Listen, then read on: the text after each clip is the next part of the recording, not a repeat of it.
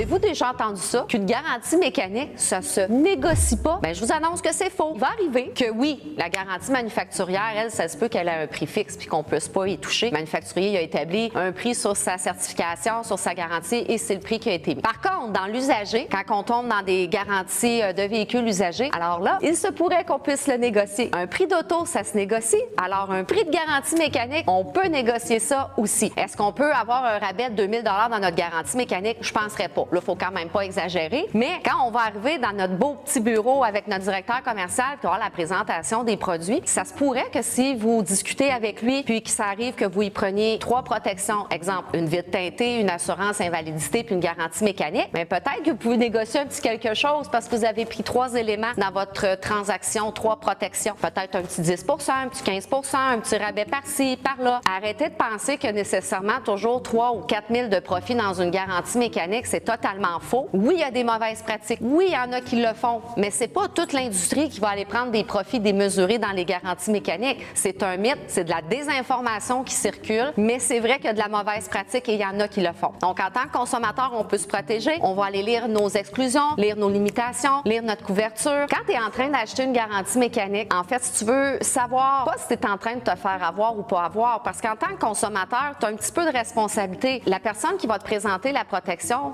regarde ce que tu es en train d'acheter. Fais pas juste acheter une garantie, parce que ça, c'est très large, une garantie. Là. On est-tu bumper à bumper? Ça existe même pas. Fait que, informe-toi, c'est quoi tes couvertures avant de l'acheter. Puis, si la couverture, exemple, là, tu veux savoir si tu es en train de te faire emmener au vu dans le prix de ta garantie mécanique. Si tu t'en vas dans tes limitations, puis dans les limitations, ça l'inscrit que tu peux réclamer seulement 5 000 $ au contrat et au total. Donc, dans ton contrat, là, c'est 5 000 $ maximum, puis ils te la vendent 5 000.